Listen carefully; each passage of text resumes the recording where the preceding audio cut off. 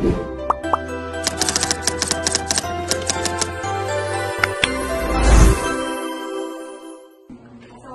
warahmatullahi wabarakatuh.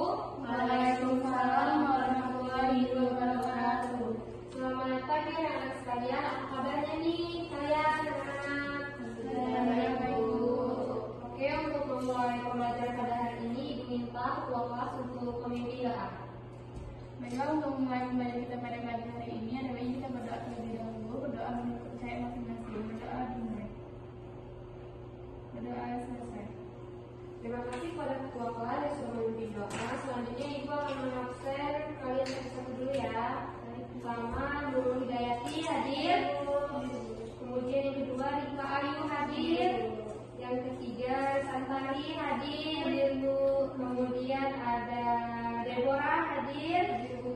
Yang terakhir ada Firda hadir. Oke, sebelum kita masuk ke materi, kalian pernah nggak sih main atau kalian suka nggak sih belajar di area luar? Selain kan pasti kalian mikir kalau kalian belajar di ruangan ini merasa bosan gitu kan? Pernah nggak kalian ingin, aku ingin Bu main sama belajar di luar gitu? Apa sih yang kalian ingin lihat di luar gitu? Berbagai macam tumbuhan, hewan, pemandangan, perkebunan. Ya, terus apa lagi yang ingin kalian ekspor gitu, belajar sambil mengenal di dunia luar? Kayak mungkin untuk nama-nama tanaman yang belum kami tahu gitu. Bagus banget ya pertanyaan yang udah anak sebutkan. Nah, dari yang kalian sebutkan itu kita tuh mengacu pada apa sih? Kayak kumpulan tumbuhan, kemudian kumpulan hewan-hewan yang ada di bumi ini. Ekosistem tuh, ya benar banget, ekosistem. Nah, di sini kita akan membahas mengenai ekosistem. Ada tuh nggak sih apa sih mengenai ekosistem? Boleh angkat tangan terlebih dahulu. Tahu Bu, tahu saya Bu, ekosistem itu hubungan timbal balik antara makhluk hidup dengan lingkungannya. Ya bener banget ya apa yang udah disampaikan oleh Firda. Nah tadi kan udah disampaikan oleh Firda nih bahwasanya ekosistem itu adalah hubungan timbal balik antara makhluk hidup dengan lingkungannya. Dan juga dapat diartikan bahwa ekosistem itu merupakan satuan komunitas tumbuh-tumbuhan, hewan, organisme dan non-organisme lain serta proses yang menghubungkannya dalam membentuk keseimbangan, stabilitas dan produktivitas. Nah, kemudian secara umum ekosistem itu terbagi menjadi dua, yaitu ekosistem alami dan ekosistem buatan. Ada yang tahu nggak sih contoh dari ekosistem alami dan ekosistem buatan? Boleh angkat tangan. Oke, bisa tari untuk menyebutkan contoh dari ekosistem alami. Alam itu seperti hutan Bu.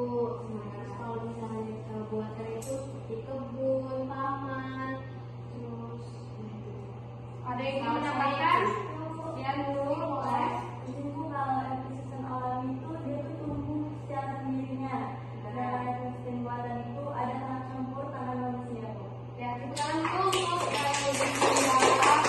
Kemudian dari ekosistem tersebut adanya komponen biotik hidup dan komponen abiotik tidak hidup. Contoh dari komponen biotik itu seperti air, udara, suhu dan lain-lainnya. Sedangkan komponen abiotik itu contohnya ada batu dan lain-lainnya. Kemudian setiap komponen yang terlibat memiliki fungsinya masing-masing. Dan selama tidak ada fungsi yang terganggu, maka keseimbangan dari ekosistem ini akan terjaga. Oke? Nah, sebelum kita masuk ke sini, ada yang tahu nggak sih jenis ekosistem itu apa aja? Apa Firda? Jenis ekosistem tadi kan sudah dijelaskan, yaitu ada ekosistem alami dan ada ekosistem buatan. Ya, oke, benar banget yang disampaikan oleh Firda. Jenis ekosistem itu ada satu lagi ya Firda, yaitu ekosistem suksesi. Yang mana ekosistem itu adalah ekosistem yang terjadi karena hasil suksesi lingkungan yang dahulunya mengalami kerusakan, misalnya karena gunung meletus. Oke. Kemudian ada komponen ekosistem. Tadi kan udah dijelasin di awal ya. Komponen ekosistem itu ada dua, yaitu komponen biotik dan komponen abiotik. Yang komponen biotik ini komponen hidup dan komponen abiotik ini komponen yang tidak hidup. Oke, lanjut. Nah, kemudian ada satuan makhluk hidup dalam ekosistem. Yang pertama itu ada individu, kemudian yang kedua itu ada populasi, dan yang kemudian yang ketiga itu ada komunitas. Ada yang bisa baca apa itu komponen makhluk hidup dalam ekosistem yang pertama? Oke,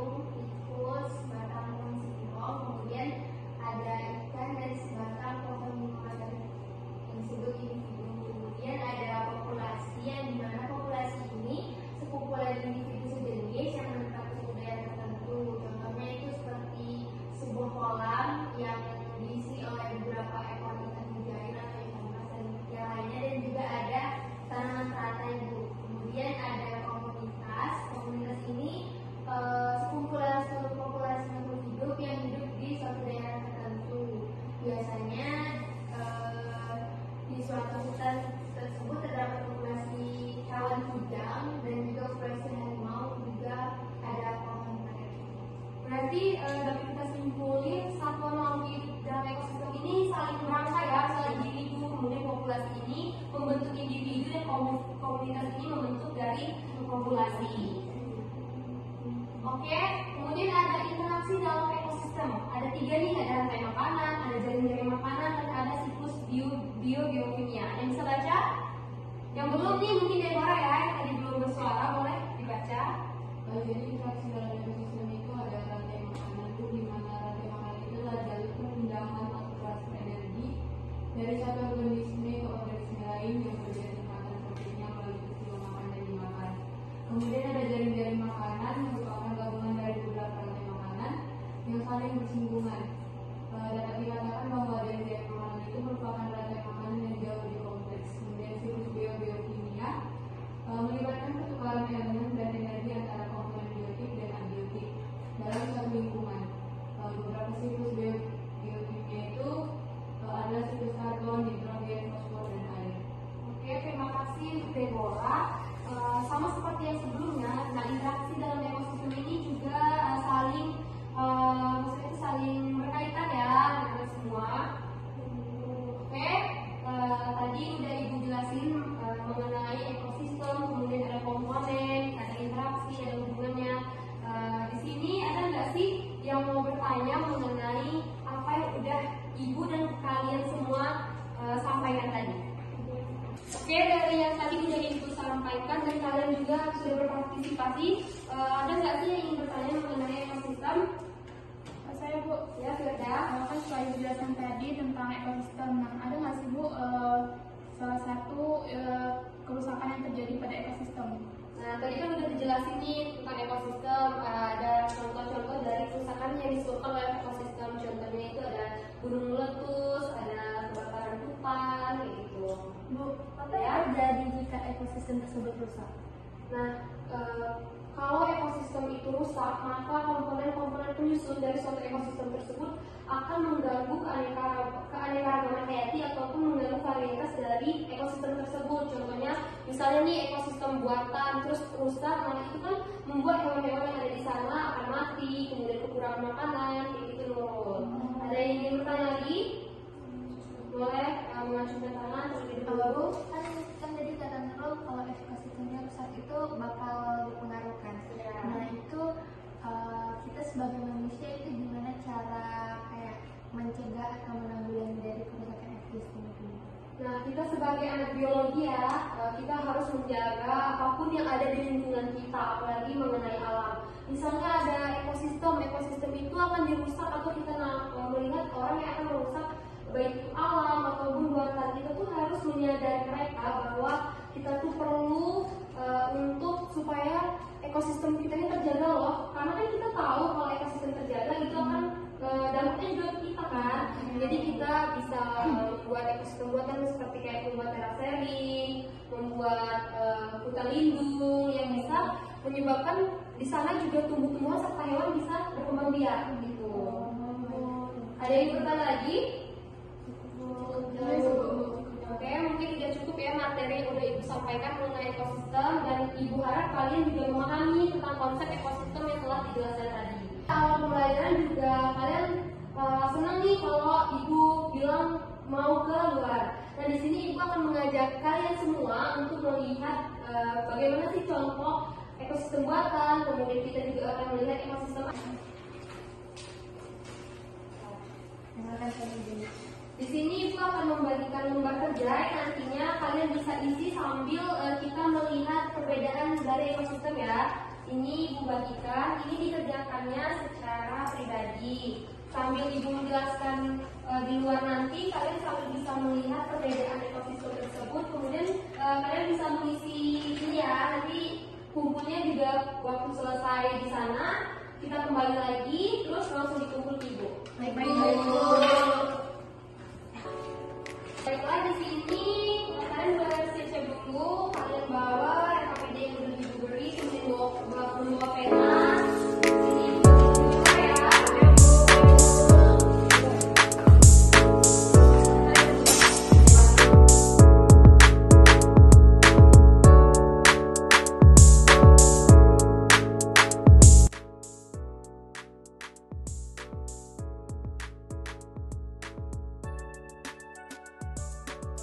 Oke, nah anak tadi kan ibu di kelas sudah menjelaskan nih mengenai materi tentang ekosistem. Nah di sini kita akan terjun langsung ke lapangan, akan melihat apa itu sih ekosistem dan contohnya. Kan tadi udah dijelasin kan, ada dua ekosistem, yaitu ekosistem buatan dan ekosistem alam. Nah di sini kita akan pergi ke sana untuk melihat lebih detail dan lebih jelas apa sih contoh dari ekosistem buatan dan ekosistem alam. Oke, ikutin ibu yuk.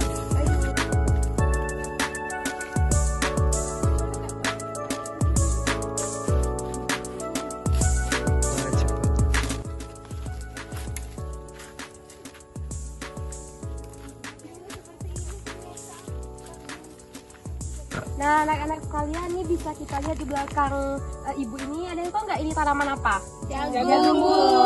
Ya benar sekali, tanaman jagung ini merupakan salah satu ekosistem buatan yang mana ini kan dilakukan oleh manusia. Oh, berarti Bu kalau ditanam oleh tangan manusia berarti ekosistem buatan ya? Ya, karena kan udah dijelasin tadi kan kalau ekosistem buatan itu adalah ekosistem yang dibuat oleh manusia. Gitu ya, Dan udah dengan campur tangan. Iya, benar. Ini kita ada di lahan mana ya Bu? Kita ini sedang ada di lahan pertanian, anak-anak semua. Ini jadinya ini dibuat oleh anak-anak pertanian. Ini ada jagung, kemudian ini ada kacang, di situ juga ada jagung. Ini kebanyakan itu dominan ditanamnya jagung. Ada singkong Bu? Iya, ada singkong juga. Kalian bisa lihat-lihat di sekitar ini tentang ekosistem biar kalian lebih paham kan mengenai apa itu ekosistem buatan. Ini kalau udah bisa dipanen ini nanti bisa panen bersama. Ini sepertinya udah panen jadi nggak di ya ini kayaknya udah panen dan belum dipastikan untuk dipanen kembali anak-anak. Ini rupanya kakak aku harus tahu ibu. Boleh diambil nggak? Anak-anak, tadi sesuai yang udah ibu bilang dalam kelas, kita akan belajar sambil melihat mengenai ekosistem. Ada yang tahu nggak di belakang kita ini apa?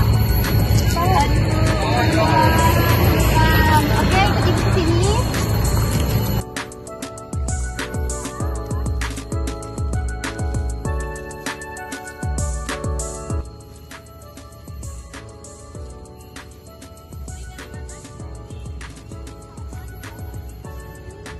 Nah, bisa kita lihat di depan kita ini adalah salah satu contoh dari ekosistem apa? Alami. Ya, ekosistem alami yang mana hutan yang kita lihat sekarang itu merupakan salah satu contoh dari ekosistem alam yang sudah diciptakan oleh Tuhan. Nah, bisa kita lihat bersama apa sih dari yang kita lihat ini, tumbuhan ini, ada yang tahu nggak contoh tumbuhan yang ada di sini? Pohon mahoni Bu, ya benar banget yang dibilang guru mahoni ya, yang bisa kita lihat bersama. Mahoni ini merupakan salah satu tumbuhan yang mana besar banget ya anak-anak sekalian. Iya Bu. Ibu beri kalian waktu selama 30 menit untuk kalian semua bisa mengeksplor apa aja dari komponen biotik ataupun komponen abiotik yang ada di sekitar kita. Bisa kalian lihat dari LKPD yang ibu berikan tadi. Di sana nanti kalian cari, kemudian kalian amatin apa aja komponen biotik, kemudian abiotik, kalian pisah dari tabel yang udah ibu sediakan. Kemudian kalian juga cari apa ada kerusakan dari tumbuhan yang telah kalian amati, kemudian penyebabnya dan apa sih penanggulangan dari kerusakan yang telah kalian amati. Itu kalian isi dan kalian tulis di lembaran LKPD yang udah ibu berikan. Cukup ya kira-kira 30 menit itu? Cukup. Oke, sekarang kalian bisa keluar mencari. Jangan jauh-jauh ya. Baik Bu.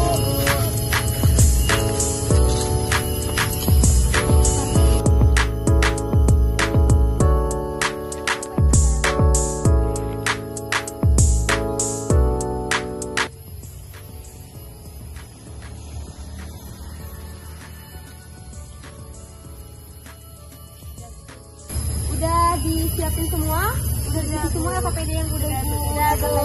Oke, dari salah satu kalian bisa menjelaskan apa aja yang tadi udah ditulis, kemudian penyebab dan penanggulangannya. Boleh? Ini dekat ibu.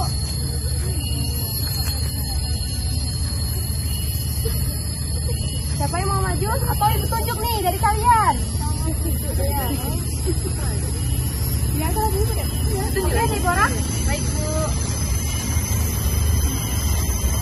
Silakan Dara menyebutkan apa aja yang Deborah dapat dari pengamatan yang sudah Deborah lakukan. Baik Bu, jadi dari pengamatan yang sudah Baik, dari pengamatan yang sudah dilakukan tadi, data yang saya dapat itu ada beberapa spesies yang saya temukan, di mana ada tumbuhan mahoni, tumbuhan kulai, ada juga hewan di dalamnya, ada jangkrik, katak, kodok, dan sebagainya. Dari situ juga ada komponen biotik dan abiotik yang ada, di mana komponen biotik itu ada tanah, suhu, dan juga cahaya matahari. Komponen abiotiknya itu ada batu dan sebagainya Bu. Mungkin itu yang dapat saya sampaikan. Terima kasih Bu. Tadi udah Deborah ekspor di sini, ada nggak kerusakan dari tumbuhan yang Deborah amatin tadi? Oh jadi Bu, di situ tadi saya lihat ada kerusakan di mana ada beberapa pohon yang ditebang, di mana pohonnya itu masih muda tetapi sudah ditebang Bu. Mungkin itu ada ulah dari beberapa oknum. Apa sih penanggulangan yang Deborah atau anak-anak bisa lakukan dari kejadian yang tadi Deborah udah jelaskan? Jadi dari permasalahan dan yang tadi itu ada beberapa pohon yang sudah ditebang, mungkin kita bisa melakukan reboisasi, di mana reboisasi itu adalah penanaman penanaman kembali. Ada yang bisa menambahkan apa sih cara yang bisa dilakukan selain yang setelah disebutkan oleh Deborah? Mungkin kan tadi katanya pohon yang masih muda itu ditebang, mungkin bisa kita taruh kayak peringatan atau pelangkap tersebut, jadi kayak jangan sembarangan. Oke, tadi udah mengisi AKPD. Nah, kita sebagai